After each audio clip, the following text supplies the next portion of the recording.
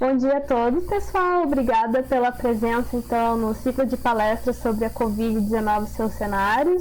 Então, é um ciclo que já tem mais de um mês aí em andamento, com presença de vários palestrantes e pesquisadores super ilustres e que vêm fazendo um trabalho incrível na pandemia da Covid-19.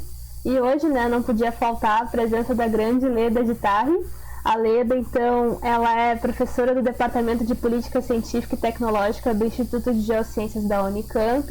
Ela tem uma trajetória incrível sobre todas essas questões relacionadas à desinformação, redes de fake news. Leda, é um prazer te ter aqui, é um prazer poder conviver contigo, ainda que virtualmente, mas espero que um dia a gente possa sentar numa vista bonita e conversar bastante sobre a vida e tudo mais. Eu, particularmente, gosto muito de conversar contigo e queria te agradecer por ter topado, então, ceder um pouquinho do teu tempo para dialogar conosco sobre essa questão da desinformação. A Leda também faz parte do grupo Infovid, que é um grupo de pesquisadores para o enfrentamento da pandemia. E vou deixar então o palco aqui para ela, porque ela realmente é a nossa estrela do dia. Obrigada, pessoal. Boa palestra para todos. Tá, obrigada, Mel. Bom dia a todos que estão aqui para me ouvir e contar um pouquinho desse trabalho que a gente tem feito sobre desinformação, tá? Ou essa coisa que é conhecida como fake news, mas é que eu detesto essa palavra fake news. Porque quando você conversa com alguém no WhatsApp, ele te diz, alguém diz, isso é fake. Aí ele diz, mas eu não estou mentindo. É uma informação que eu recebi. Bem, eu vou me apresentar um pouquinho. Eu sou professora do Departamento de Política Científica e Tecnológica do Instituto de Geociências, que é um instituto bastante especial. Nós somos um instituto multidisciplinar, ele é de geociências, temos curso de graduação de geografia, de geologia, começamos com geologia, geografia e política científica e tecnológica. Nós somos interdisciplinares, nosso departamento é interdisciplinar, nossos alunos são de todas as áreas possíveis e imagináveis, de filósofo a biólogos, a informáticos e de tudo. E como criadora desse programa, quem criou o nosso instituto foi o professor Amilcar Herrera, que eu gostaria de destacar que foi um personagem muito importante. Procurem os trabalhos dele, ele já faleceu. Ele foi quem fez o modelo Bariloche, que é muito famoso, que se opôs ao modelo do Clube de Roma, que é um modelo do MIT sobre prospectiva tecnológica para o mundo e para a América Latina, tá? Como pensar o futuro. O professor Amilcar era uma pessoa muito especial, muito aberta e que nos fez ser um instituto diferente. E uma das coisas que eles diziam é que a gente sempre tinha que transformar as crises em oportunidade. Era uma história de um velho do chinês que caiu. Mas ele, olha, agora que as coisas estão tão difíceis, que a gente não tem recursos, era a crise de 81, 80, a gente precisa ter projeto, a gente precisa saber aonde vai, a gente precisa buscar soluções.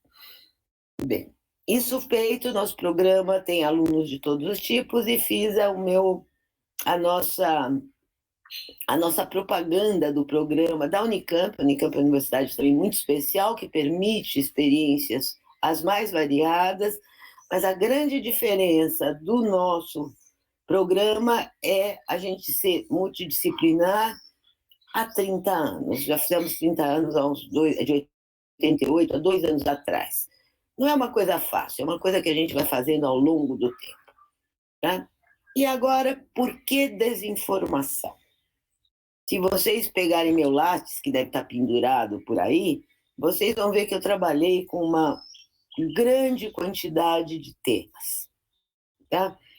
E, em geral, o meu tema básico é tecnologia e transformações sociais. Então, eu sou estudante de tecnologia, do projeto original de formação do IG, a gente era biotecnologia, microeletrônica, novos materiais e, finalmente, eu era microeletrônica. E aí comecei. Tenho muito interesse em tecnologia e trabalho com tecnologia desde o tempo, a gente estava brincando aqui, desde o tempo em que a gente furava cartão em computador grande. Tá? E depois passava numas fitas, passando por todas as variedades de máquinas e de cálculos estatísticos e coisas pelo estilo. E eu queria começar dizendo que desinformação é uma coisa muito antiga e uma coisa que antes a gente chamava de boato. Todo mundo conhece boato. E boato tem de todo tipo. Quem lê o livrinho da Agatha Christie? Alguém aqui leu o livro? Não sei se vocês leram Agatha Christie em algum momento, quem gosta de ler livrinho de Agatha Christie, a Miss Marple sempre dizia que nada mais fácil do que espalhar um boato. Basta você chegar para alguém, eu vou começar com as tecnologias mais antigas, basta você chegar para alguém e dizer assim, olha, tal coisa aconteceu, mas alguém me contou, que eu não posso dizer quem, em segredo. Então, por favor, não conte para ninguém. Não sei se vocês já passaram por isso, mas você espalha um boato assim fácil. Todo mundo, aí de preferência você escolhe uma pessoa para contar isso que seja mais fofoqueira do local, da rua, da coisa, e o boato foi. Outra coisa que se fazia, que eram boatos, eram telefonemas anônimos. Até criança brincava com isso de trote. Oi, aqui é de tal lugar, vai encontrar não sei quem. Era muito divertido, trotes. Mas também existem boatos que, historicamente, sempre foram usados como propaganda política. No caso da Miss Marple, por exemplo, você espalhava um boato para cometer um assassinato. Por exemplo, alguém espalhava um boato, fazia uma confusão e criava as condições para matar alguém. Era investigação de crimes.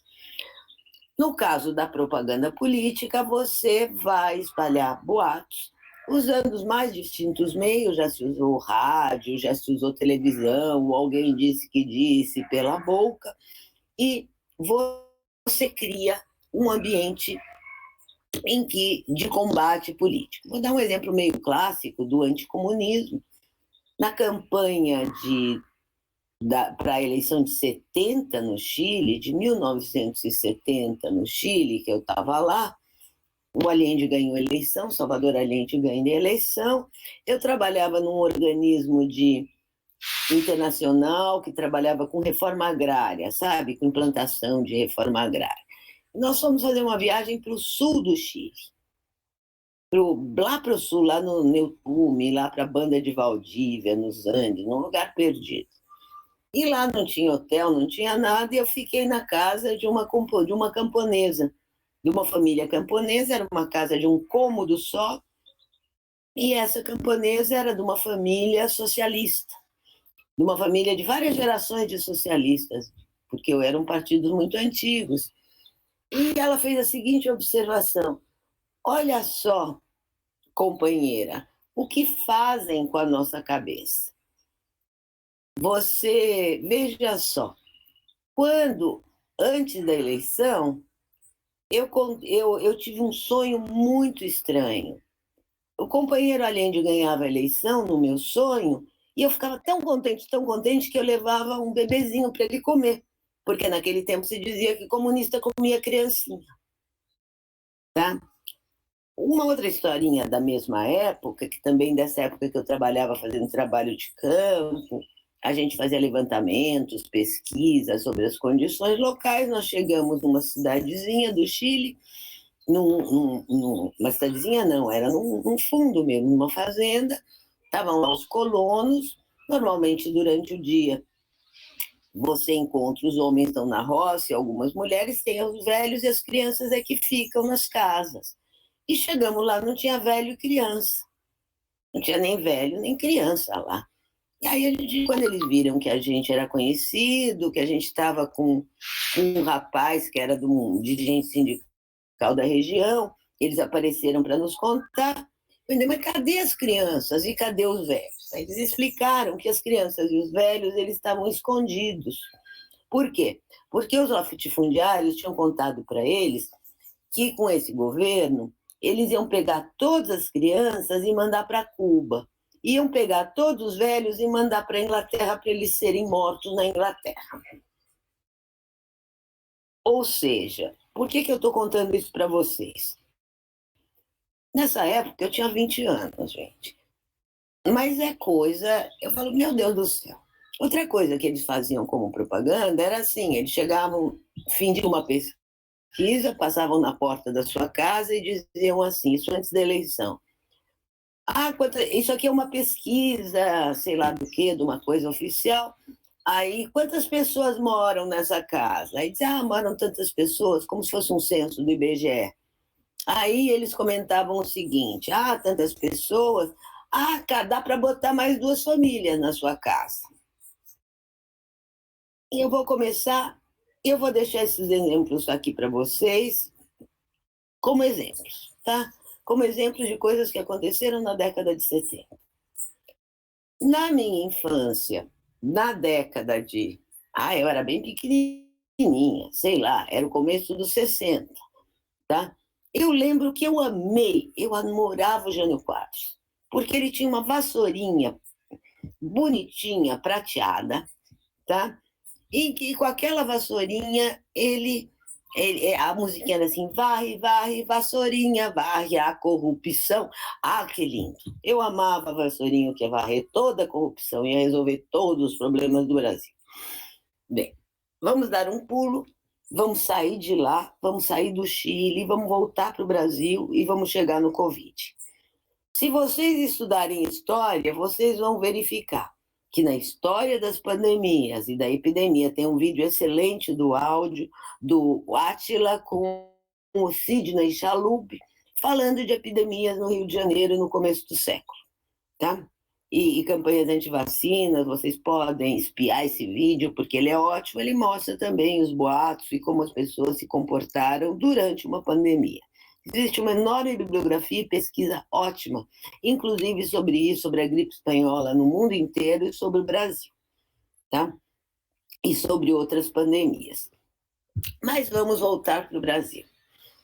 Vamos voltar para o Brasil e para uma época, e lá para a época do mensalão, que eu acho que foi 2006. Por acaso, nesse período todo, eu sou professora de metodologia do nosso curso. Fui por muito tempo, agora eu passei e dava um outro curso que eu comecei a dar em 2007, que chama Ciência, Tecnologia e Movimentos Sociais. Tá? Que é a relação universidade, sociedade, universidade, setor produtivo, universidade, como é que a universidade se relaciona com a sociedade, tá? Então, voltando para essa época, eu comecei a notar uma série de eventos, e-mails que eu recebia com notícias falsas, e-mails que eu recebia, depois minhas amigas no Zap me mandavam umas coisas surreais, uns vídeos surreais, de repente umas bandeiras do Brasil com uma foice e um martelo, um vídeo mostrando que não havia disciplina das escolas, porque uma criança quebrava tudo, e um videozinho de Zap, uma criança quebrava tudo, e aí os professores não podiam fazer nada, por causa a criança era negra, e porque não havia mais disciplina nas escolas, era um vídeo contra o ECA, contra o Estatuto da Criança e do Adolescente. Eu não estava ligando muito para isso no começo, mas essa coisa foi num crescendo. E começam todos aqueles movimentos que levaram ao impeachment e que levaram a uma sequência que nos levaram finalmente à situação que nós estamos agora com a eleição deste presidente. Tá? Durante as minhas disciplinas, meus alunos fizeram trabalhos interessantíssimos sobre os mais variados assuntos, movimentos sociais, os mais variados, e alguns deles fizeram sobre coisas diferentes. Teve um grupo lá que fez sobre o Cansei, que era aquele movimento do Dória, que era da crise aérea. Teve um outro grupo que fez um trabalho sobre rolezinho.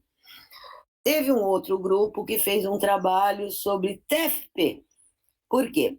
Porque no momento em que eu dava um curso também de administração, sabe? De teoria da organização, administração. Aí eu tô dando uma aula sobre gestão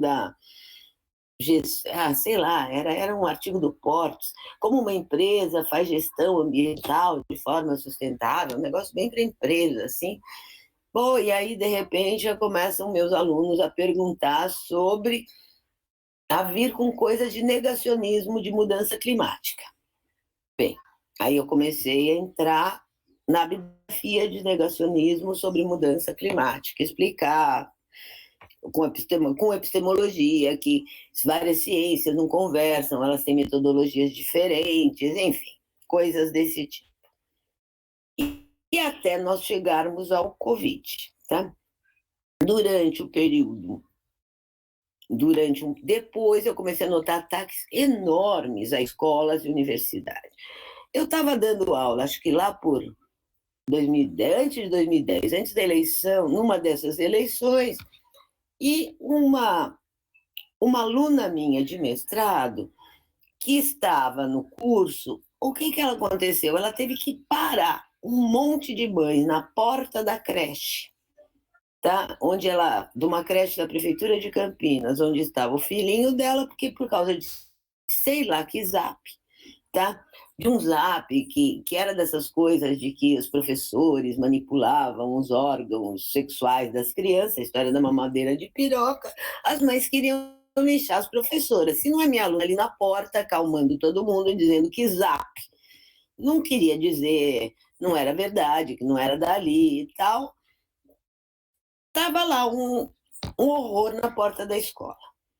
Porque existem boatos e boatos. E existem boatos que causam dano. Que causam dano e causam danos sérios. Tá? Não é um problema de opinião, é um problema de desinformação. E que isso é um tema que passou a ser estudado por um bom tempo, e tem vários livros, por exemplo, você tem o Dave Michels, que escreveu um livro que chama Doubt is this industry. A dúvida é o nosso produto. Como promover a dúvida? Porque quem começou a ser atacado? Os toxicólogos, pela indústria do tabaco. Mais para frente, os da mudança climática. E aí, depois vem toda a linha do antivacina, que é o tema de trabalho da Daiane. Tá? E por causa dessas coisas, eu comecei a orientar dissertações, a ler muito, e a orientar dissertações e teses sobre ataques à universidade, o que eu chamo de ataques à ciência, ataques à universidade, ataques aos cientistas, ataques às ciências. Então, até a gente descobrir que existe sim um ecossistema de desinformação, que é propaganda organizada, é uma mistura de boatos, tá? Com redes organizadas de propaganda e com muito dinheiro. Tá? E isso é fácil da gente pesquisar. Hoje em dia, você tem um conjunto, eu já tenho uma bibliografia, ainda preliminar.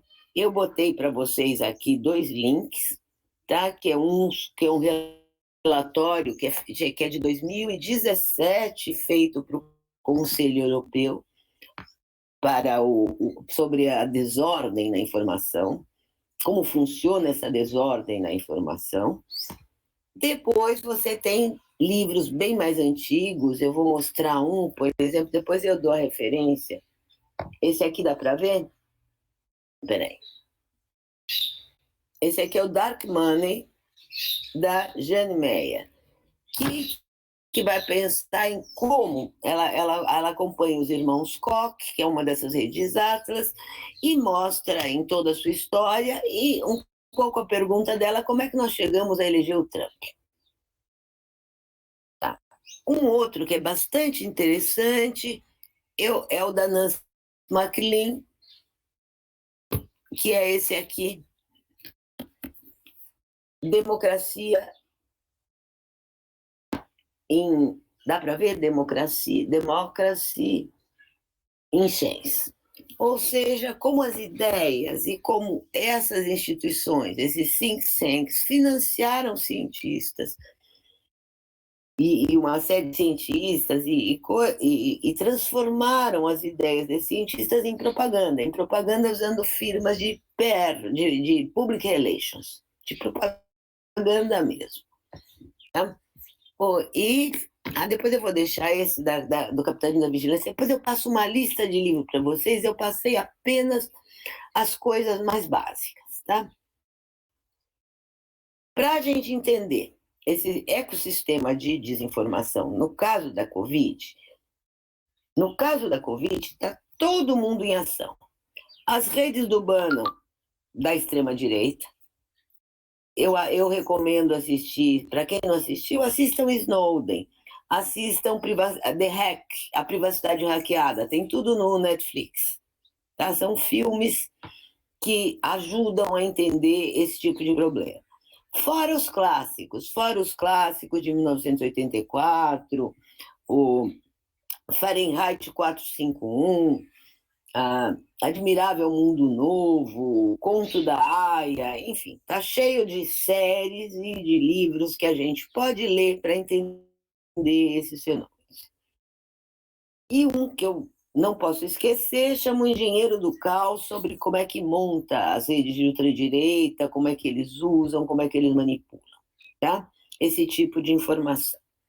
Mas agora vamos voltar para o Brasil e para o Covid. Todas essas redes, todas essas religiões, redes, crenças, todo mundo que está no palco, nesse mundo globalizado, está aparecendo e está atuando no caso do Covid, porque ela é uma pandemia global.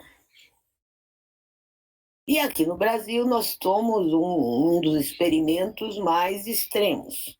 Se vocês estão acompanhando o Covid, nossos experimentos são incríveis, tá? Então, nós temos tem as redes internacionais que atuam junto com as redes locais. Todo mundo já ouviu falar de gabinete do ódio, Agora isso está na imprensa.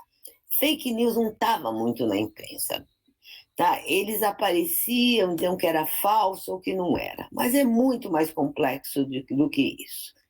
Ele é realmente uma coisa articulada. No início deste ano, como Leandro Tesler e eu estávamos orientando teses sobre terraplanismo, pseudociências, eu a tese da Dai de antivacina, a tese de Aldemir, é uma dissertação de mestrado do Aldemir, que é muito interessante, porque é o seguinte, vocês lembram do ano passado, das queimadas da Amazônia? Nesse período, o que aconteceu? Foi muito interessante. Porque, primeiro, a gente está sofrendo um ataque às instituições científicas, que todo mundo conhece e que não é pequeno. Tá? No começo do ano, o presidente colocou aquilo sobre atacou que os índios, que as universidades, e que não tinha queimada, que precisava desenvolver a Amazônia, enfim. Mas o fato é que isso estimulou todas as forças que destroem a floresta. Todo mundo ficou animadinho e começou a queimar adoidado. Teve o Dia do Fogo, E aí aconteceu uma coisa muito engraçada. Queimadas são muito antigas. Eu já tive no Mato Grosso, na Amazônia, eu já vi o Círculo de Fogo em outros estados. Mas por essas coisas do destino, por essas coisas que acontecem, o Círculo de Fogo chegou em São Paulo. Ou seja, aquela coisa que parece, aquela imagem que parece o apocalipse, em Campinas também. De repente o céu fica escuro e fica vermelho e fica cheio de fuligem por causa do tempo, da meteorologia. O negócio chegou aqui, parecia o dia do apocalipse. Queimaram tanto que o treco chegou por aqui. Um treco que as pessoas conhecem quando vivem no Mato Grosso, por exemplo, é normal, você quase morre, você não consegue filmar, você... E no momento em que o Círculo de Fogo chega em São Paulo, tá? Eu comecei a observar uma coisa muito engraçada no Facebook, que era, porque eu não bloqueio ninguém, gente, eu não bloqueio ninguém nunca, nem do Face, nem do Zap, nem de nada. Ora bolas, cada um pense o que quiser. Eu não gosto de bloquear as pessoas. Se falam bobagem, eu fico quieta, se me perguntarem, eu respondo. Tá? Mas, de repente, começou todo mundo a publicar umas girafas pegando fogo, uns leão pegando fogo e a Anitta num tapete voador. Era um negócio muito esquisito.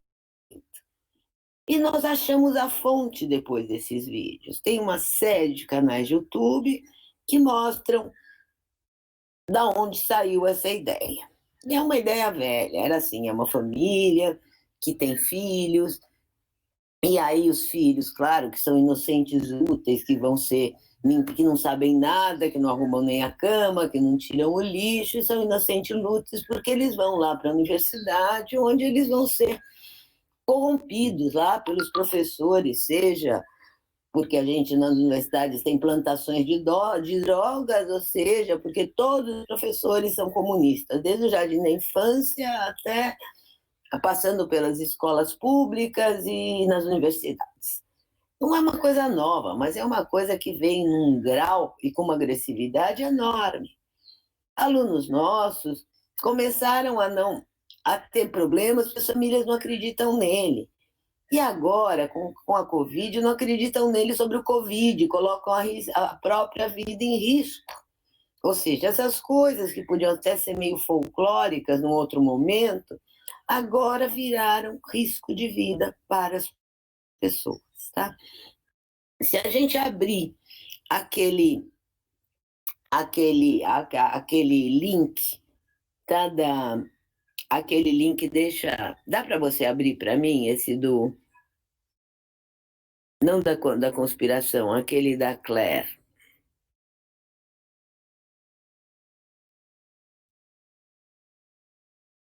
Tá, pelo amor de Deus. Então eu vou falar de cabeça mesmo. A gente tem vários tipos de desinformação, tá? Ou de boatos. A gente tem aqueles que são falta de informação mesmo, não é por má intenção. Você tem aqueles que pode ser com boa ou má intenção, mas que causam confusão. E você tem aqueles do meio que causam confusão e que são de propósito. A desinformação, estrito senso, é aquele campo que é feito de propósito para causar confusão e para causar problemas. Por exemplo, vou dar um exemplo para vocês de uns que apareceram bem no princípio, que era um que era da seguinte maneira. Eu vou descrever, porque eu tive dificuldade com as imagens e isso funcionar.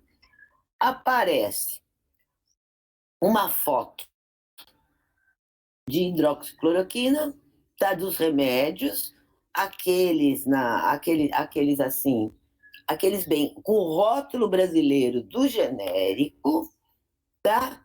Dizendo: chegou a solução, esse é o remédio do Trump. É a foto dos remédios, é para induzir a pessoa a ir à farmácia e comprar o remédio. E aí ficar todo mundo que precisa do remédio para lúpus, para artrose, ficar sem. Ou outra, que, por exemplo, que era uma assim: você que é macho, você que com a bandeira do Brasil, nós que somos não sei como, então nós vamos para os pet shops, aparece a foto de vacina de corona para cachorro e gato. E acreditem vocês ou não, fez fila nos pet shops de Vinhedo, tá? Do lado da Unicamp, que uma colega minha que trabalha lá, falou assim, Leda, você não acredita, tinha fila para fazer vacina de animal com gente, e é gente bem educada, gente que é informada. Vai lá tomar vacina de cachorro e de gato. Fila. Enfim, remédios e curas mágicas, teve um monte. Vem o medo, vem a ansiedade, mas isso é para fazer as pessoas tomarem mal. Tem outros, quando eu analiso os apps, como a gente analisa os apps, a gente tem que ler com muita atenção, porque tem coisa que é boa, que eu já separo pelo que faz mal ou não faz mal. Faz mal porque acredita numa cura mágica, mas antes isso do que toma coisas que fazem muito mal e que podem causar problemas conforme o quadro da pessoa, as suas características físicas e características de saúde, tá? Então tem muita coisa. Por exemplo, tinha uma outra que era religiosa, que eu vou contar para vocês. Era uma outra bonitinha. Ó Padre, ó Santo Padre, não nos livre, era contra o isolamento, não nos livre da nossa missa, nós precisamos nos encontrar no nosso culto, não sei o quê. Aí era de um padre Ricardo, como é que chamava? Ricardo qualquer coisa. Ricardo Maria. Eu vou lá pesquisar o tal padre Ricardo Maria, o fulano tinha sido expulsado da igreja depois de um longo processo de ser padre por pedofilia. Olha só que gracinha, tá? Que personagem. Depois há outros tipos de desinformação que são pura propaganda.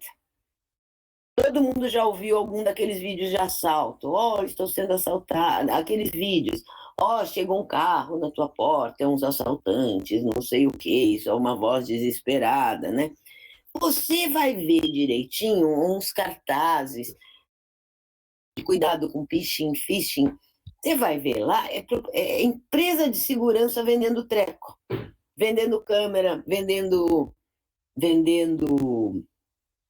câmera, vendendo as mais variadas coisas. Alguém pode pegar o pão aí para mim? Que ele chegou? Tá aqui. Desculpem um minuto, mas chegou o pão. Cadê? Tá aqui a... Eu já te dei o treco, não. Tá aqui. Tá aqui e tem a máscara. E pega uma máscara qualquer, tinha uma aqui. Tá, toma. Pronto. Ah, tá bom. Desculpa, acabam de entregar o pão aqui na porta. E eu tô na varanda. Mas tudo... Eu me perdi um pouquinho, eu estava nessa coisa das filas do pet shop. Então vamos distinguir os três tipos. Você tem... O problema é que em português não existem três palavras, é a mesma. Você tem aquela que funciona com má intenção, é organizada, ela tem muito dinheiro e ela larga propaganda no Zap, no Facebook, no Instagram, em todas as mídias, no Twitter, tá? E ela larga e isso vai chegar, e Zap é uma coisa incrível, porque Zap é um negócio que vai embora, a gente não tem controle sobre Zap, tá? E essa propaganda é intencional e ela tem a intenção de causar danos. E é muito irresponsável e causa danos à saúde. Tá? Ontem mesmo, um jornalista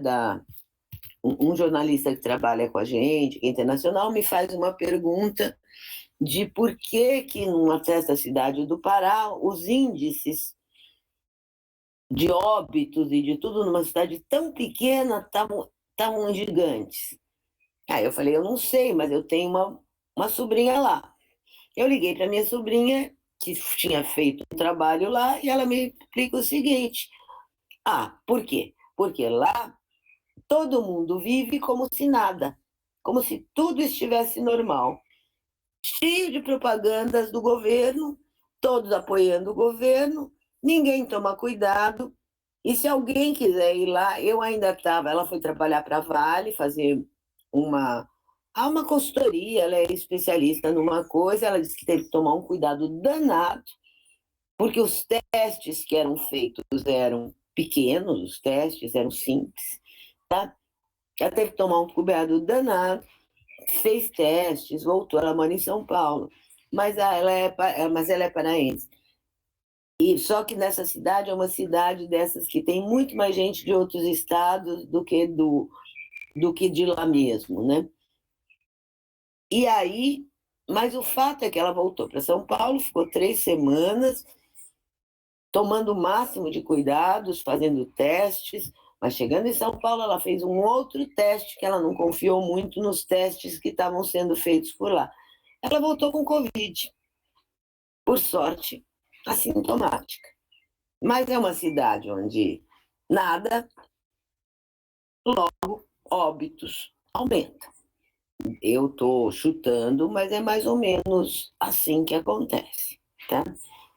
Agora, a nossa pesquisa e o nosso grupo de estudos da desinformação em redes sociais da Unicamp, ele se formou no início desse ano, quando começa a epidemia, por uma ideia do Átila e do Leandro, que a gente vinha se encontrando e trocando ideias, da gente criar um Hotmail, da gente criar um número de Zap. Número de Zap, que é hoje em dia, que está em todo lugar, que se difundiu, porque as pessoas estão ficando muito cansadas com essa coisa de desinformação e fake news nessa altura da coisa, e a gente está recebendo um material enorme que a gente está analisando.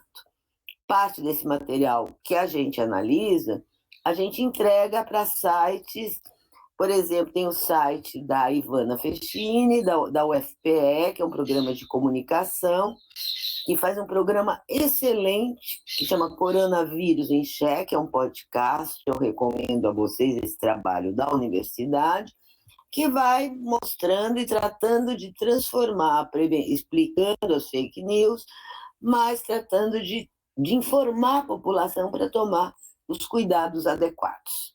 Tá? É um dos trabalhos que a gente está fazendo. E a quantidade de zaps que a gente está recebendo é enorme. Nos últimos tempos, eu comecei a testar grupo de zap, a testar nos meus próprios, sem checar, conversando com as pessoas, conseguir estabelecer um diálogo. Porque uma coisa que ficou muito clara para mim, só lendo, é que o pessoal que está nos grupos bolsonaristas, que são centenas, milhares, esse pessoal, eles são militantes, eles são obrigados pelos outros a jogar lá dentro, sei lá, aquelas notícias, aquelas notícias. E assim é. Então não adianta a gente brigar, a gente tem que pacientemente conversar com as pessoas para ver, pelo menos com pessoas físicas. Eu não converso com robô, só converso com pessoas físicas. No Facebook não bloqueei ninguém, mas eu converso com as pessoas que eu conheço, eu sei como são, eu gosto delas, eu não vou bloquear. Elas pensem o que elas quiserem, mas elas me permitirem que eu, seguindo atrás as páginas que vinham, descobrisse, já faz anos atrás, há uma figura que eu não conhecia, que era o Olavo de Carvalho. Assisti às aulas do Olavo de Carvalho. Mas beleza. Depois eu conheci o senhor Moro, eu conheci um monte de gente, porque um dos conselhos que eu dou para os meus alunos é: nunca veja o que falam dos outros. Vá ouvir a fonte diretamente. Eles estão aí, eles estão dizendo, a gente ouve e julga por si mesmo. Tá? Vamos voltar para o WhatsApp. Por que o WhatsApp é tão mais eficaz do que as outras redes, tá? Ele é mais eficaz porque as pessoas... Ninguém lê mais nada. A pessoa olha mais ou menos, e se alguém que mandou é uma pessoa que ela gosta ou que ela confia, ela manda para frente. tá? Então a gente precisa realmente parar, tá? Parar e fazer tudo mais devagar. Parar, pare, olhe e pense. Raciocine, veja qual é a consequência de você estar escrevendo, ou respondendo, ou gravando isso ou aquilo. Eu tenho até medo de gravar em Zap, eu não gosto de gravar, mas de gravar em Zap, meu Deus, sabe Deus onde vai parar aquilo? Porque tem um monte de Zaps que escapam, que não são, eles são bem intencionados, foram feitos para um ambiente privado, você avisando alguma coisa, alguém achou bonito, jogou para frente e daqui a pouco, no dia seguinte, eu recebo de uma aluna de Minas Gerais. Sabe? Um artigo que eu e Leandro, o rascunho de um artigo que eu e Leandro estávamos fazendo para lançar o nosso grupo para a página da física, eu acho que éramos só 3 pessoas que tínhamos isso. Foi embora. No dia seguinte de manhã, começa uma amiga, uma colega minha, falar: que legal. No dia seguinte, eu falei: onde é que você recebeu? Num grupo de amigas do condomínio. Uma jornalista amiga da Daiane recebeu num grupo, sei lá do que, de amigas, sei lá se de ginástica, de um dia para o outro. Nós nem tínhamos passado entre nós. A gente estava corrigindo. A jornalista me disse: olha, eu vi que era um artigo que não estava pronto, mas ele estava editado, tinha o nome de vocês, eu conhecia a Dai, então eu liguei para ela. Tá? Para vocês verem, a gente precisa tomar muito cuidado com esse diabo desse WhatsApp. Mas ele é muito ilustrativo para ver como ele funciona. Atualmente, no meu grupo de vizinhanças, as coisas estão funcionando bem melhor, porque as pessoas resolveram conversar, trocar ideias e não sei o quê, enfim. Então eu botei lá como é que a gente acha, verifique por você mesmo. Porque se todo mundo não verificar por si mesmo, não souber pesquisar, a coisa não anda. E é simples, porque se você recebe uma mensagem, basta ler com bastante atenção, ver de onde saiu, quem está falando, se aquela pessoa existe ou não existe, se é uma coisa que ela está fazendo de propósito, ou se estão imitando a voz. Enfim, em 10 minutos você descobre pelo Google o que foi e o que não foi. Aqui só tem um problema do Google, que aí eu preciso, que é o tema da Daiane e do Aldemir, que é um problema dos algoritmos. É o problema da opacidade dos algoritmos. As big techs, elas são monopólicas. E elas usam a propaganda e elas vivem mudando de algoritmo. Qualquer um que use Face, Instagram, vocês percebem como que mudam os algoritmos. Eles vão mudando. O que você conseguia fazer ou não. Eles vão agrupando a gente em grupos. Se eu quero saber o que estão pensando as pessoas que eu gosto, que pensam muito diferente de mim, eu tenho que ir lá visitá-las no Face delas. Senão, elas não vão passar para mim, por mim. Tá? Se eu quero, eles vão agrupando a gente por gente que pensa parecido. Então, a gente precisa ir atrás. Foi assim que eu achei. Eu achei tanta coisa. Eu achei uma vez o Dedê lá, o Dallagnol, que é pastor, pregando na igreja dele, lá em Curitiba. Por 1 hora, eu ouvi 1 hora aquela coisa. É bem interessante para a gente saber como essas pessoas são.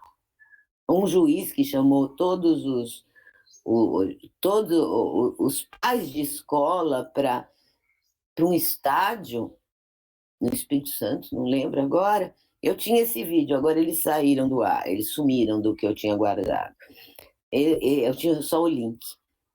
Dizendo para todos os pais que por que eles tinham que tirar os filhos das escolas e não permitir com que os professores, sei lá, transformassem as crianças em sei lá o quê, contra a família, a propriedade, aquelas coisas de sempre, tá? Então, agora, qual a maneira da gente sair dessa encrenca que eu estou chegando no fim do meu tempo, tá? Se vocês abrirem o texto da, da Wardle, aquele texto, vocês vão ver que vocês vão ter os vários tipos, o que vocês têm que pesquisar. Quem, aonde e quanto. No caso, eu deixei os links aqui dos 2 filmes da OMS, que esses eu peguei, a gente pegou dentro do Infovid na hora em que aconteceu. A Infovid, veja você, eu recebo no fim da tarde uma notícia falsa de uma colega, de um desses sites, que nós classificamos os sites. Nós vamos classificando e usando critérios que são internacionais do NewsGuard, que é um site que dá selos para jornais, dá selos assim, para ver o quanto se mistura informação com opinião, se a confirmação é confiável. E aí você tem selos, tá? Você tem selos, o The Economist tem selo. O problema desse jornal é de uma posição política ou de outra. Se ele é sério, separa bem opinião de informação, coloca as fontes, etc. E existem critérios muito objetivos de saber o que é um bom jornal, o que não é, e medir a qualidade da informação. Mas, nesse momento, a gente vai ver quem fez, quem está falando.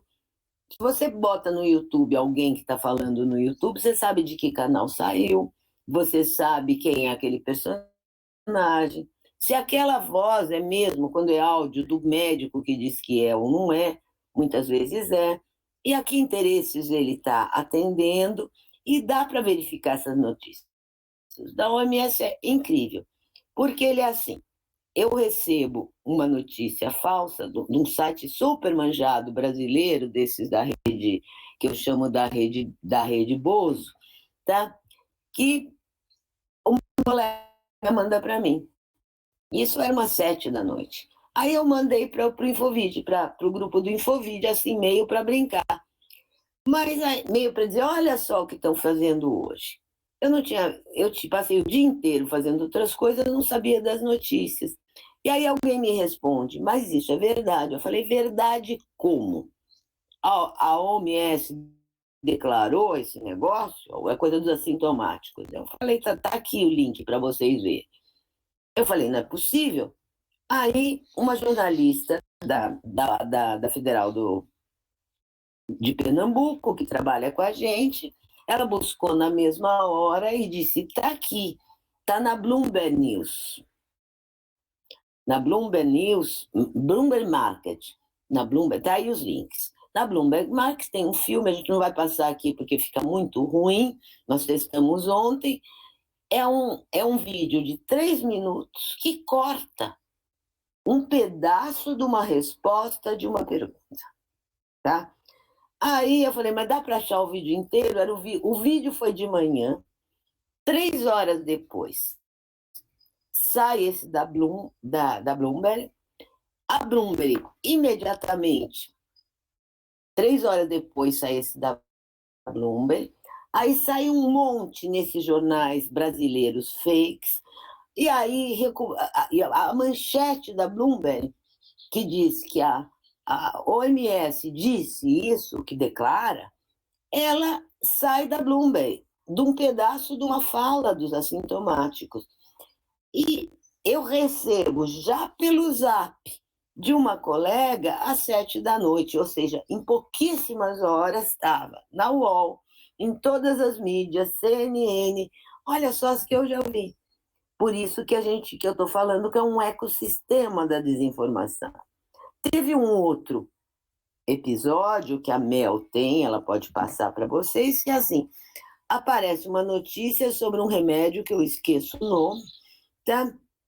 E a gente procura esse remédio e aí a gente só acha com esse nome em sites brasileiros todos fakes. E na mesma hora, na Wikipedia, em menos de 2 horas, tinham feito um verbete na Wikipedia. E aí, o Ricardo, que estava em Londres, ele fala, eu não acho nada sério em inglês. Não aparece em outras línguas. E depois a gente achou um de quem? Da Bloomberg. Deve ter em muitos mais. Esse aí é um que não pegou. Era um remédio que já existia, que era com outro nome, mas o objetivo dessa campanha, nesses dois casos, era para que as pessoas, para romper o isolamento, abrir, favorecer a economia. Eu vou ficar aqui com esses exemplos, mas eu quero dizer para vocês, qualquer um de vocês, não precisa ler muito. É possível, se vocês pararem, refletirem, estudarem um pouco e analisarem o que vocês recebem, vocês conseguem interromper a cadeia de transmissão da fake news, das notícias falsas e da desinformação. Qualquer um de nós pode, não é difícil, é fácil. A gente só vai poder romper fazendo as pesquisas, claro, classificando os sites, entrando nas redes internacionais, colaborando com todas as redes que fazem fact-checking. Todo mundo está fazendo isso, colaborando com o Sleeping Giants, que tira a propaganda. Mas a questão da regulação mais geral é uma outra discussão que fica para uma outra vez, que é bastante complexa, tá? Que é como é que você regula isso, que tem uma lei no Congresso. Mas desinformação é um ecossistema, ele funciona de forma organizada e tem uma parte dele que não é organizado, que são os mal-entendidos. Por exemplo, eu peguei alguns vídeos sobre testes que uma pessoa de super boa vontade estava tentando fazer, que demonstrava que ninguém estava entendendo nada sobre os testes. E até Natália fez um artigo muito esclarecedor e claro, o papel de divulgação científica, para entender esses testes, ou para entender os remédios. A gente tem Covid, a gente produz. Na hora que tem algum problema, ou alguém na família, não sei o quê, ou alguém precisa saber, ou a gente observa que isso ali não é má intenção, é confusão. Então, a gente vai trabalhar direitinho para fazer artigos curtos e artigos compreensíveis sobre o problema em questão. A linguagem é muito importante. Nós, na universidade, a gente escreve os artigos em língua que ninguém entende, só os iniciados. Nós precisamos, cada vez mais, desde o artigo, fazer divulgação científica, fazer com que os outros entendam o que a gente sabe. E eu vou, estou na hora, né, Mel? Eu vou parar aqui. Leda, foi maravilhoso. Nossa, eu tô chocada aqui com a qualidade dessa live. Ainda bem que eu gravei tudo. Porque, nossa, tá assim, ó. Eu não tenho palavras pra agradecer por tu ter explanado tão bem, assim, esses pontos. Os exemplos que tu dá parece que nos transferem diretamente para todos esses momentos que tu compartilhou. Fica muito mais fácil, mais palpável pra gente entender a dimensão e dinâmica de tudo isso que tu explicou. Eu não vou me alongar muito, depois no final eu te agradeço de novo, né? Mas vou direto para o que o pessoal tá comentando aqui pra gente aproveitar esse tempinho que nos resta. A Anne Nunes comentou: Professora Leda, Steve Bannon tem sido sistematicamente apontado como mentor desse movimento ultradireitista em diversos países. Uma das estratégias que ele mais ensina em suas palestras é a construção da verdade que nos convém. No Brasil, isso foi muito bem aplicado na eleição presidencial de 2018. No entanto, esse pensamento teria sobressaído se o povo não se alienasse ao cenário político e só se preocupasse com isso em época de eleição? A pandemia não estaria sob o mesmo efeito já que é ano de eleição presidencial nos Estados Unidos? Eu acho que não. Eu acho que houve uma campanha muito bem feita, tá? Para derrubar o governo, os governos da Dilma. A campanha do impeachment foi muito bem orquestrada, não acho que foi pelo Bannon, não. Foi muito bem orquestrada por outras pessoas. E a rede do Bannon entrou no meio. Ela foi orquestrada, existe um trabalho fantástico de como nós chegamos aqui, que é um livro do Adalberto Cardoso, que chama Margem do Abismo. Adalberto é um amigo meu, um excelente cientista político, cientista social, sociólogo, em que, ao longo de tudo o que aconteceu, Adalberto e eu ficamos comentando o que estava acontecendo. E eu fui juntando artigos também, porque eles não conseguiam ver. Eu via muito a direita. Eu comecei a me interessar muito pela direita, para saber o que a direita estava fazendo. E tem direitas e direitas, eu não tenho nada contra ser direita. O problema é essa extrema-direita, xenófoba e antidemocrática. Tá? Então, dentro do espectro da direita, e essa direita está crescendo no mundo todo. Na Suécia, essa ultradireita meio nazista, eles eram uns motoqueiros na beira do rio, não tinha a menor importância. Hoje o partido deles tem 20% dos votos. Não é brincadeira esse movimento em toda a questão. E não é porque a população seja ignorante ou só se interessa. Não, é bem mais complicado que isso. Existe uma manipulação, e essa manipulação tem a ver com a grande imprensa, tem a ver com todo mundo, tem a ver com quem entende as coisas erradas. O livro do Adalberto, que é esse que chama A Margem do Abismo, tá? Eu posso mandar para vocês a referência. Ele é um livro que ele vai analisar, ele vai tentar como é que diabo nós chegamos nisso. E ele vem de 2013 até a eleição. Ele é um estudioso disso, ele por uma sociologia política do bolsonarismo. E aí vocês vão ver, por exemplo, eu comecei a ver trabalhos fantásticos do Fábio Malini, da Agência Pública, quando você faz análise de grafos de Twitter e vê quem se relaciona com quem. Eu aí encontrei também canais de YouTube, tem trabalhos no Facebook do Marcelo Alves, fantástico. Sabe? Tem vários autores que se ocuparam em dizer, por exemplo, a tese do Marcelo, ela chama Vai para Cuba. Tá? Gente, mas que coisa, de repente, começa qualquer um amigo seu a te falar, vai para Cuba. Planta, eu falei, Cuba é ótimo, já fui. Tem Varadeiro, tem o Mar é Limpo, excelente turismo, tá? Ah, tem a dó. Vá para Venezuela. Ah, sabe, gente, é uma coisa. Eu falei, meu Deus, eu não acredito que eu vou ter que viver de novo o que eu vivi em 64, em 68, em 73. Vocês entendem? É demais. Aí, lá vem as coisas, mas aí eles fazem estudos muito interessantes. Tem os trabalhos da Mara Teles, da Rosana Pinheiro Machado, que é da URGS, tá? Que foi da URGS, não, Santa Maria, desculpa. É gaúcha, tá? Tem os trabalhos da Rosana Pinheiro Machado, que eu gosto muito. Tem uma das pessoas mais lúcidas, que eu gosto muito do trabalho da Esther Solano, tá? Sobre isso, sobre a percepção da população. Porque é claro que sim, somos os eleitores, mas os eleitores, eles são manipulados. Então, quando alguém diz, porque meu pai, eu bloqueei meu irmão. Eu falei, não bloqueie o seu irmão está sendo manipulado por propaganda política. Ele acreditou. Exatamente. Então, não briguem com as famílias. Lá quando já estava na véspera da eleição, meus alunos diziam, professora, a senhora que entende de ditadura, o que a gente faz? Eu falei, olha, a gente faz. Primeira coisa, não briguem.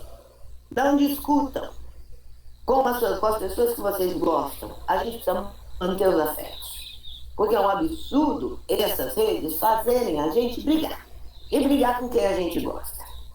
Tenha dó. É muita maldade. Mesmo em outros momentos de repressão, de tudo, você sempre contou com o apoio de quem te amava e tinha afeto. Independente das posições políticas. Leiam A Casa dos Espíritos. Tá? Você vai ver que é todo mundo diferente na família, mas quando chega na hora H, o avô que apoiou o golpe ajuda a salvar as pessoas. Sabe? É assim que a vida é. E aí tem gente que é muito de não sei o que não é. Gente boa, gente má, depende do coração de cada um. Todos nós temos dois lados, né? Então é por aí que eu gostaria que um pouco a resposta para ela é que mas se a gente precisa entender.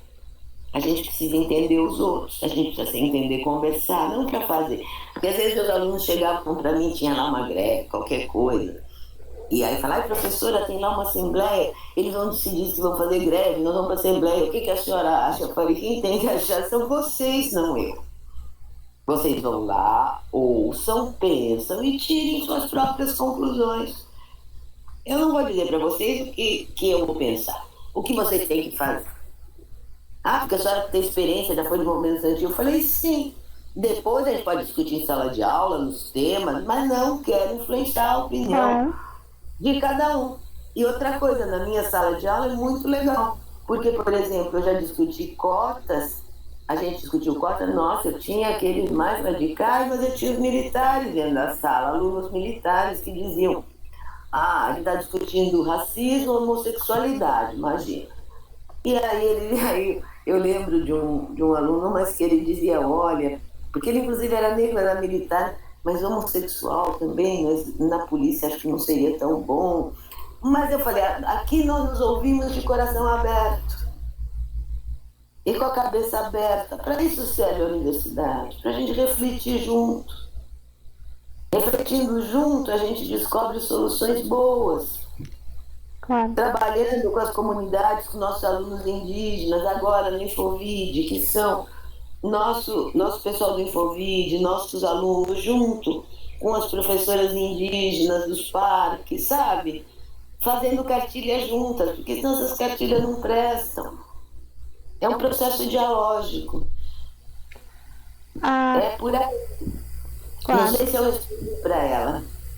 Não, acho que sim, ela agradeceu bastante aqui embaixo. A Carla Águas comentou, eu ouvi algumas pessoas falando a respeito da vacina de coronavírus para animais, apontando como conspiração o fato de não ser disponibilizada para humanos. Isso é uma coisa que está muito em alta agora, né, Larissa?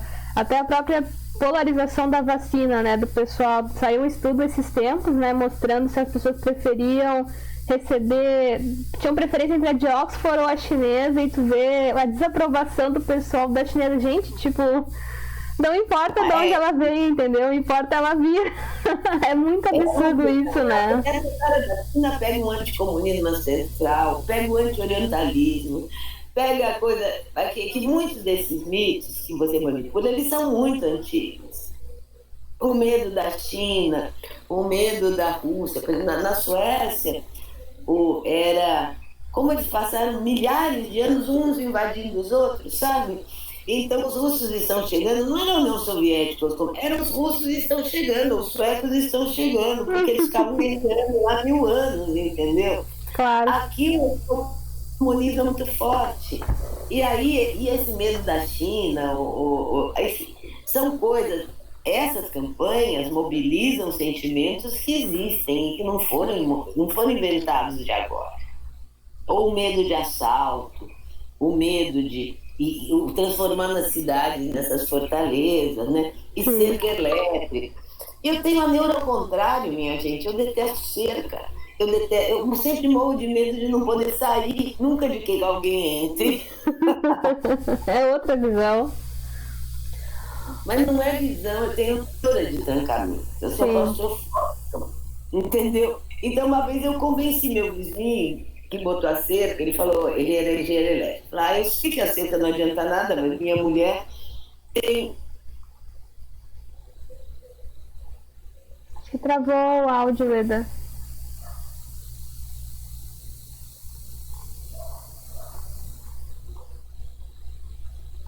Acho que travou aqui o áudio da professora Leda.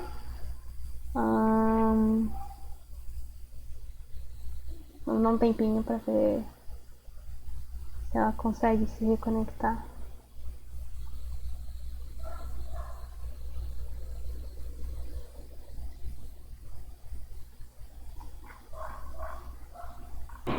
Agora foi, Leda, que bom. Agora voltou, tá? Então, mas o que eu estava te conversando, por exemplo, as coisas das medidas, essas cidades muradas, eu me sinto às vezes na volta da Idade Média. A escravidão por dívida, cercas, feudos. Tem os condomínios aqui que botam os negócios assim super agressivos. Mas isso é um outro assunto, que é o da vigilância. Isso das vacinas, imagina. Aí a Daya que entende de vacina, eu acho tem um artigo dela, porque o movimento anti-vacina, ele está 1000 por hora. Aí ontem mesmo eu acho que a Carolina Botelho botou lá um de vestido que disse que a vacina está relacionada com aborto. Ai, meu Deus do céu. A vacina dá pano para muita desinformação, muita desinformação. Bom, vacina é um montão, clima, desinformação, mas nós da universidade nós temos que preocupar muito, porque é contra a universidade. Com certeza. E aí existem interesses muito fortes de privatização, tem um monte de empresas querendo educação em distância, vender produtos. Sim. Tá? Vira a coisa dos vouchers. Eu recomendo para vocês lerem o Capitalismo de Desastre, a Naomi Klein, porque nós estamos numa situação dessas. Esse livro acho que é de 2009 ou 2010, da Naomi Klein. É impressionante como você usa os desastres para desmontar as cidades e para expulsar as populações. Uhum. Não, bem colocado. Mas a Carla tá mostrando isso, sim. A Carla tá entendendo, assim, tem um monte dessas coisas. Mas o que eu pediria a todos é que todos colaborem nisso, a tentar reverter. Claro. Isso, tá? E produzir material de qualidade. Ivana Fechini, a equipe da UFPE, da Rádio Paulo Freire, nossa, elas são fantásticos. Sensacional, né? Eu mandei um drops pra ela essa semana. Eu sou fã desse podcast deles e de tudo que eles estão fazendo de divulgação também. Não, esse podcast deles é sensacional. E sempre que eu observo, a gente observa, eu, Leandro, a gente observa que tem alguma coisa pegando, eu mando imediatamente para Ivana, para elas aproveitarem no podcast. Tá? O Eduardo... Desculpa, pode falar, desculpa. Fala do Eduardo. Ah, tá. Ele disse assim: professora Leda, temos um péssimo defeito, de estar convencido de tantos conhecimentos sem fazer a devida averiguação, pesquisas e fontes informativas. Acho que vai muito ao encontro disso, né, Leda? Exatamente. Porque a gente precisa, por exemplo, mesmo num artigo curto de opinião, como esse que vocês fizeram, você pega esse pequenininho que nós chamamos da cloroquina. Você vai ver como a gente pegou cada detalhe, e ele é curtinho, e em língua de gente. Eu chamo de língua de gente. O professor Herrera dizia o seguinte: se você não conseguir explicar o que você faz para uma criança, para o seu neto, é porque você mesmo não sabe o que faz. Meu pai dizia a mesma coisa. Meu pai passou a vida explicando para a gente como é que, da onde vinha a água, da onde vinha isso, por que a tomada funcionava, por que não sei o que, telescópio, microscópio. Enfim, meu pai era um amante da ciência, era um cientista e amante da ciência, era um engenheiro, mas ele amava a ciência. E minha mãe, os outros, o resto é artes, literatura, então a gente leu muito. Que legal. A outra coisa que eu quero contar para você, que eu recomendo, ver bons filmes. Eu tenho listas inteiras, tá? Se vocês quiserem. Para entender globalização, Babel é fantástico, tá? Pequena Miss Sunshine. Esse programa, essa coisa da minha disciplina, tem um monte de filme bom para vocês verem. Ainda que para este assunto a gente está mais para ir para aquele Minority Report, sabe? Aqueles filmes desse tipo, sobre tecnologia. Tem muitos bons filmes. Se vocês quiserem dicas depois, eu mando para a Mel pode disponibilizar. Com certeza. Tá? Com certeza. Que são livros e mais bibliografia. Mas era basicamente isso. Tem mais alguma pergunta, Mel? Tem. A Anne Nunes comentou de novo: professora Leda, e quanto da fonte da desinformação é um profissional renomado em seu meio ou microcosmo? Não seriam esses os personagens mais nocivos na construção de desinformação sobre a Covid-19? Atualmente no Brasil existem alguns médicos que estão divulgando seus achados clínicos como se fosse informação de relevância científica. Muitas vezes adicionam o fator conspiração da esquerda para desqualificar os cientistas contrários. Isso vale para medicamentos... Ana Nunes, achei. Esse é do Bano, que ela perguntou. Não, esse é outro, Leda. É um pouco mais embaixo, dizendo sobre esses profissionais renomados propagando desinformação. A gente vê muito isso, né? Muitos médicos defendendo, cloroquina, teve aquela declaração desastrosa da associação da ABM, né? Ele aqui, mas enfim, o que eu queria dizer para eles é o seguinte: gente, tem tudo em todo lugar, tá? Se vocês observarem a volta de vocês, a gente é cercado de pessoas com interesses diversos, com cabeças diversas. E aí ser renomado, não ser renomada, tá? Não tem muita... Vocês tratem de averiguar o que faz e o que diz. Isso de renomado é muito renomado. E aí eu vou contar uma historinha de criança também para vocês. Bem, sobre autoridades e renomados. Eu era bem pequenininha, eu queria muito aprender a ler. Eu me botaram no jardim da infância, era muito bom o jardim da infância, mas não me ensinavam a ler. Consegui que no meio do ano, tinha uns 5 aninhos, me passassem para o pré-primário. E lá tinha uma professora antiga, não sei se ela foi boa, mas ela era uma professora mais velha, meio antigona. E aí um dia tinha uma prova de matemática, de aritmética, assim, de uma sominha, em que ela, por ironia, mas com ar sério, ela disse o seguinte: eu tinha acabado de mudar para aquela classe, que aí tinha uma continha que era assim, 4 mais 5, que eu contei 20 vezes e dava 9, mas ela disse: eu vou contar para vocês o resultado é 11.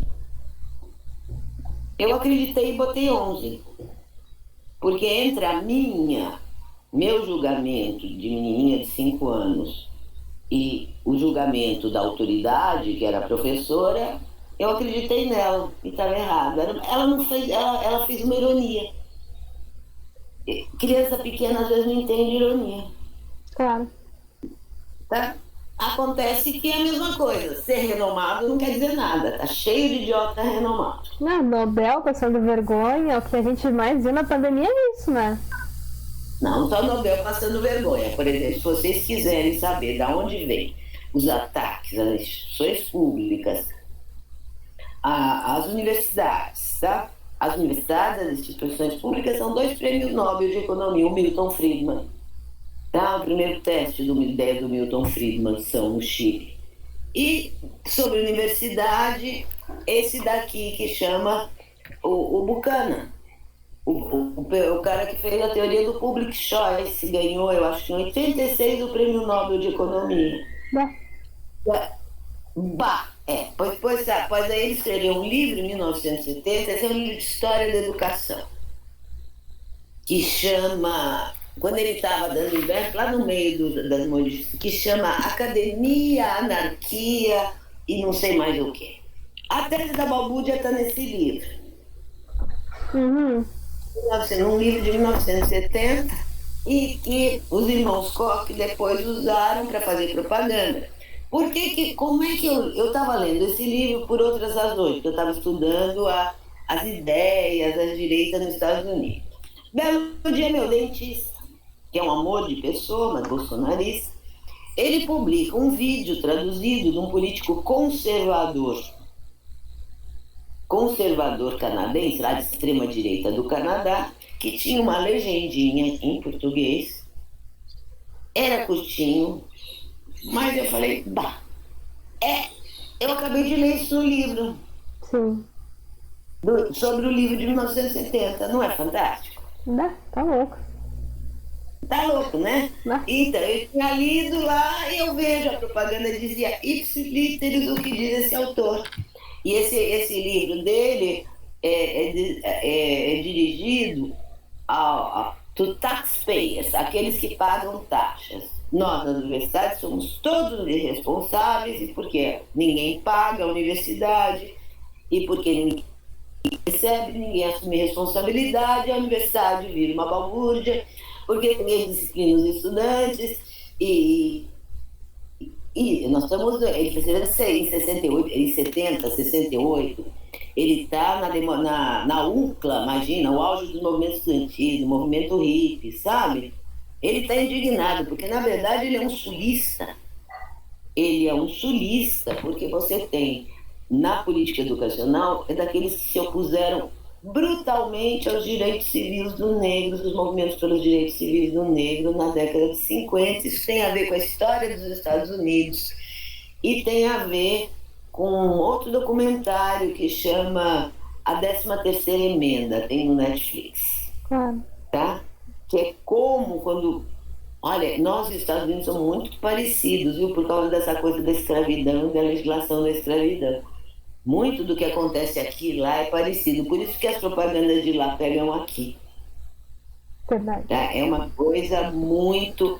Então, não é os eleitores. As pessoas, elas entendem o que a gente precisa fazer na universidade, em todos os lugares, nas escolas. Nós somos fundamentais em escolas, professores, formadores, para fazer com que as pessoas pensem com a própria cabeça e não sejam manipuladas. Perfeito. O É por Eduardo, aí. o Eduardo César Bento comentou, que eu acho que é o nosso último comentário também. Professora Leda tem enfrentado o ódio das pessoas que defendem toda essa catarse sobre o tratamento live da Covid, as quais reputo como desesperadas, problemas psíquicos latentes diante de opiniões abalizadas que não se concretizam. Aliás, lembrando que o presidente testou pela 3ª vez, ainda está com coronavírus e tomando cloroquina, né? Isso também veio, como o Marcelo bem comentou ali no Twitter, Marcelo Oliveira, daquele estudo lá do Didier Rault, né? Que ele tinha colocado aqueles gráficos mostrando que colocando isso. Cadê o Eduardo? Tá bem aqui embaixo, professora. Ele tá no final. Eu achei ele falando dessa coisa que as pessoas acreditam sem saber. Mais embaixo. Mais embaixo. Ah, por que não baixa, hein? Mas qualquer coisa eu posso levar novamente, se tu quiser. Repete de novo, lê de novo. Claro. Eduardo foi meu aluno lá no jornalismo científico. Oi, Eduardo. Professora Leda tem enfrentado o ódio das pessoas que defendem toda essa catástrofe sobre o tratamento lives da Covid-19, as quais reputo como desesperadas, problemas psíquicos latentes diante de opiniões abalizadas que não se concretizam. Aliás, lembrando que o presidente testou pela 3ª vez, que ainda está com coronavírus e tomando a cloroquina. Tá, olha, Eduardo, eu não enfrento muito problema não, viu? Eu não enfrento muito ódio, nada, porque eu não sou muito de ódio. Você me conhece bem, você sabe que eu sou mais de afeto do que de ódio. Tem muitos amigos que pensam diferente de mim. Mas o que eu combato, sim, são as pessoas, são ideias e práticas que colocam a vida das pessoas em risco, tá? Eu não sei, eu não tenho nem olhado no meu Facebook, eu em geral não sofro muito comentários e ataques como outros colegas meus têm sofrido, tá? Não sei qual a tua opinião, mas se você achar os ataques que eu estou enfrentando de ódio, você me conta, porque eu não tenho olhado, tá? Mas eu acho que a minha função, sei lá, na vida é ser tolerante, ser plural e cuidar de todo mundo, pense como eu ou não. Eu respondo muitas perguntas de amigas minhas que eu gosto, que pensam de outra maneira, que são bem minions, mas que elas me perguntam, mas elas acreditam quando é tratamento, como corromper cadeia de transmissão e coisas assim. Meus alunos me perguntam, por exemplo, o que eu faço se alguém da minha família que tem tais e tais características, ela está tomando isso ou aquilo. Aí eu vou verificar, pergunto para o pessoal do Infovídeo, eu mesmo verifico a bula e falo, olha, não brigue com ela não, porque pelo menos mal não faz. Não faz mal demais. Mas o medo, a ansiedade, não tem partida, Eduardo. Medo e ansiedade fazem a gente tomar qualquer coisa. E gente de esquerda toma besteira, não é de esquerda nem de direita. As pessoas tomam porque elas têm medo. E elas estão ansiosas, elas têm desespero. A gente tem que ser solidário com essa tristeza e tentar salvar o máximo de vidas possíveis. Claro. É por aí que eu acho que a gente precisa atuar. Né? Não tenho medo, não. Aí eu já enfrentei barra bem mais pesada. Imagino, né? De tudo que tu viu, né? Com certeza. Ah, não, já E fui acho que isso é presa. legal porque, Não sabe porque o que vai constrói uma afetar. sensibilidade, né? Ah, claro. Tudo que vocês imaginarem na vida, eu já passei, porque eu tenho muita idade, não é por nada. Como diz o pessoal, como diz meu marido aqui, a única coisa que a gente não pode reclamar na vida é de tédio. Ah, sim. Mas eu acho que isso é legal porque isso constrói não só a tua visão crítica e científica sobre as coisas, mas também a tua visão humana, né? É importante a gente ter essa sensibilidade também porque para tu entender as bases dessas redes, tu precisa entender as pessoas que fomentam essas redes, né? O comportamento, as motivações, as vontades. Então, eu acho que essa questão também da própria etologia do ser humano, assim, daquilo que nos move, do que a gente busca, também é importante na hora da gente entender como essas coisas se criam e se espalham, porque algumas coisas pegam mais que outras, por exemplo, né? Então, acho muito legal quando um pesquisador vem e mostra que essa sensibilidade é uma aliada dele nesse enfrentamento e nessa busca também de uma estratégia mais lógica para desmistificar alguma desinformação ou entender como essas desinformações são passadas adiante e não algo contra, algo que deve ser ignorado ou mitigado. Acho que a sensibilidade é muito importante e é uma coisa que nos faltou muito nos últimos anos para a gente conseguir fazer um enfrentamento mais completo, mais assertivo talvez sobre isso, né, Leda? Eu acho. E também para a questão da divulgação científica, por exemplo, não adianta fazer divulgação científica, e artigo científico e tese, eu estou falando de tudo, se ninguém entende. Não precisa falar uma língua que, como dizia, eu disse para uma aluna de Scott, uma tese dela, eu falei, como que sua mãe entenda, meu Deus? Claro. Sabe? Vamos escrever de um jeito, dá mais trabalho, mas vamos escrever de uma maneira clara. Não ficar contando pontinho, sabe? Essa coisa de ter que sair correndo por causa da produtividade, de não sei o quê, atrapalha demais a gente, Com sabe? E a certeza. outra atitude que a gente precisa parar é com essa coisa de que, disso eu não entendo. Se eu vou para um congresso de geologia, eu vou assistir inteiro, eu vou prestar atenção e aproveitar ao máximo. Se eu vou para um congresso de qualquer coisa de bioquímica de vocês, eu vou aprender com vocês. Mas eu estou lá, eu vou ficar fazendo o quê? Eu vou prestar atenção, vai ser legal saber, sabe? Eu gosto de aprender. Então, essa coisa de se negar a sair da área, a se negar a sair da especialidade, porque eu preciso estar focado, porque eu preciso produzir não sei quantos papers, porque não sei o quê, deixa a gente cego.